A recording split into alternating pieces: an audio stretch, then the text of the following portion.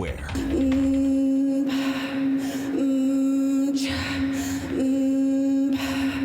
Family members and loved ones have come together to honor the lives and memories of Indigenous women, girls, Two-Spirit and transgendered people who have been murdered or gone missing in Canada on this National Day of Action. October 4th marks the day of action for MMIWG2S+ people who have been harmed by violence. In Manitoba, a crowd of around 150 people gathered inside the legislative building to share stories and increase awareness on an issue the Government of Canada has called a national tragedy. I wish my sister Aisha was still here. Anastasia Hudson wishes her sister Aisha Hudson was still alive. Aisha was an Indigenous teenager who died after being shot by a Winnipeg police officer in 2020 after she was stopped driving a stolen vehicle.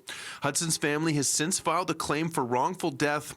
According to Statistics Canada, over 60% of First Nations and Métis women have experienced violent victimization in their lifetime.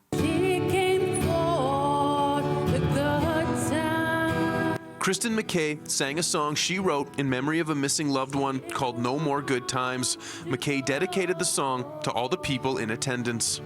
My initial reason to write the song was that I didn't feel enough people were talking about this, so I wanted to tell a story about how this occurs, and it just can happen to anyone like myself, or someone going to work, then they don't come home that one day. What a horrible ordeal to go through. Carol McBride, president of the Native Women's Association of Canada, says MMIWG2S vigils are happening across Canada.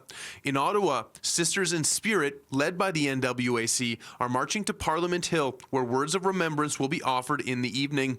McBride says NWAC is also working on building lodges across the country to support families in their time of crisis should they lose a loved one. We have one in Chelsea, another one is being built, but a place where healing can take place.